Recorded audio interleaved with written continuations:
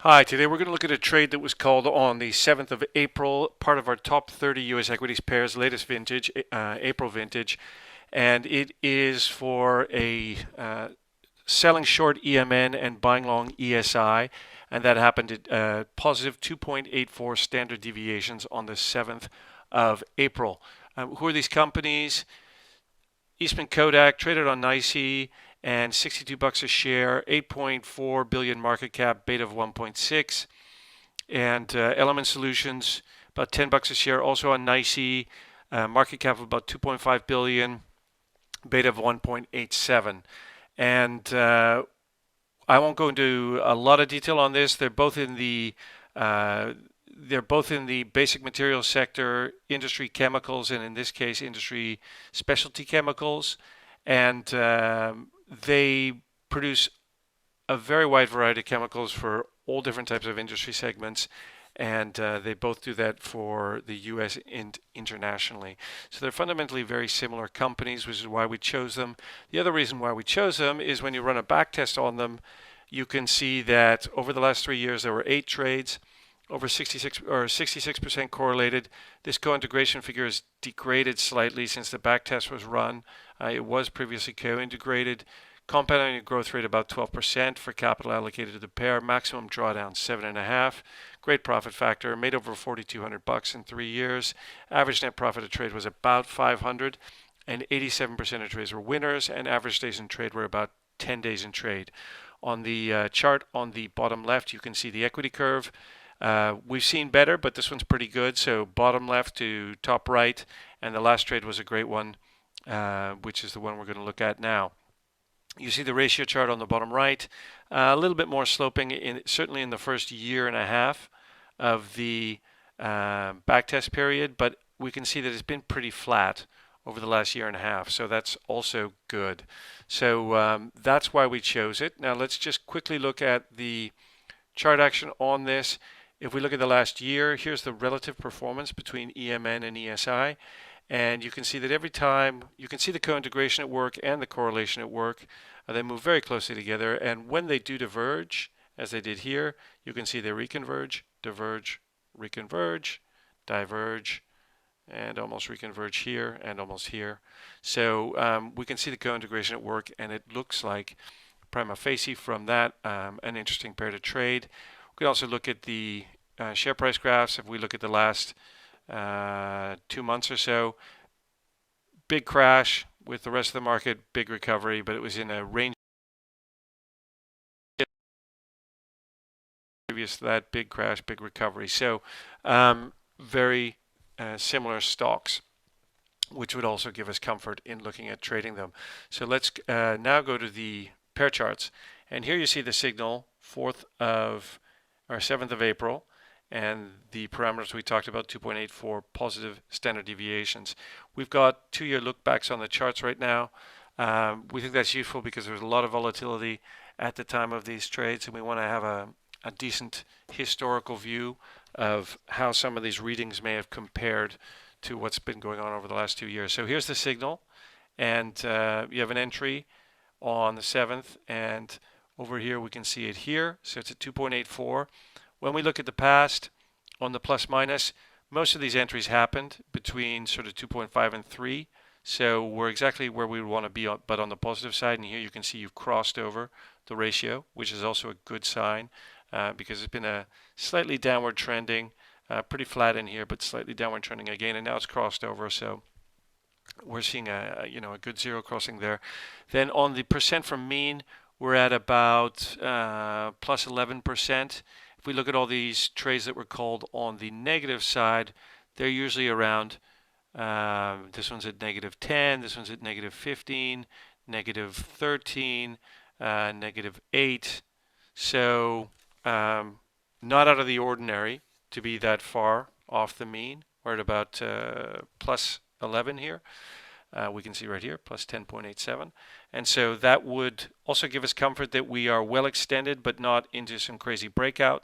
And you can see also from here, we're not into a breakout at all. We're just reverting to the mean, crossing over it, and maybe it's time for it to come back. We would then look at the RSI chart, And we can see that we are at an extreme reading here. We're at about 75.9 at the time of the entry signal. And we would always look for some kind of divergence. And here the ratio, well, it actually started trending up here and trending up here.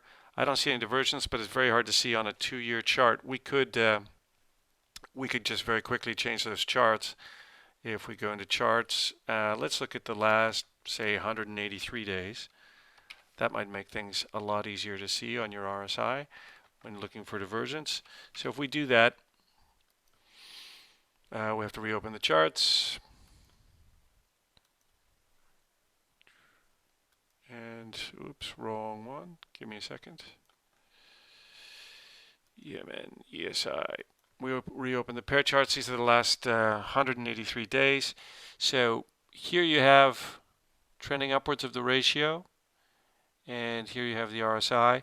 I don't see any divergence here. And between this and this, no divergence. So if you're looking for divergence in your trading plan, this one doesn't have it, so you might reject the signal on that basis. But if that's not an absolutely necessary component of your trading plan, you could still look at the trade. We still look at the trade. And let's quickly do what you always have to do every time you get a trading signal, which is check news. So if we quickly go to check news, remember this signal was generated on the 7th of April. We can see on the 7th of April, Eastman did have a press release, Eastman to donate materials to help fight COVID-19 proliferation in Brazil. That's not going to be a fundamental value shifting event. And previous to that, the last one was in March 31st, again, just talking about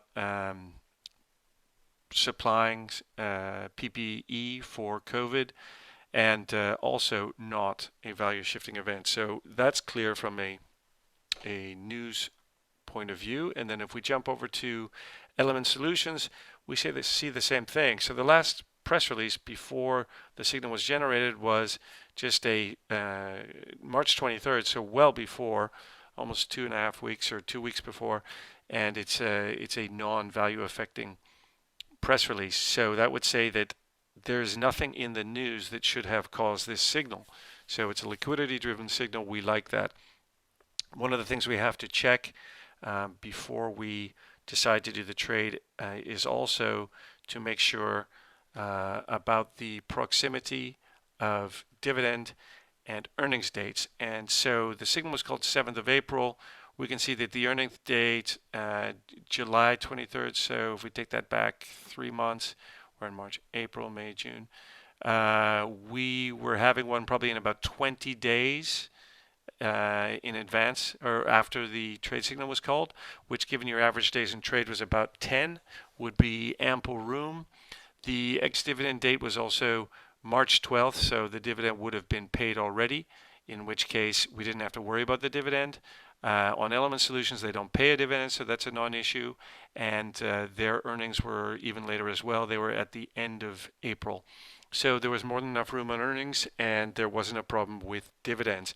So that would have cleared us to do the trade. The final thing we would have looked at would have been just to see what the volatility is on this pair, and we can see that over here is 1.29%. And when we see a vol like that, that's within very normal ranges. If anything, it's not even a volatile pair. So we would do this trade with a full position size. Now, what had happened if you had done the trade? Well, you would have been very glad that you did the trade in those hot markets that we saw at the beginning of April. Let me just go back to the pair charts. So you entered on the 7th of April at positive 2.84 standard deviations. It came back in almost immediately. So in 1, 2, 3, 4 trading days, it came back into 0.12 and closed that day there, generating a profit of $1,209.79 after commissions and slippage for the trade. And that was in a space of 4 market days. So wonderful trade, and one of the reasons why we're highlighting it as our April 2020 trade of the month for the top 30 US equities pairs April vintage. Happy trading, everyone.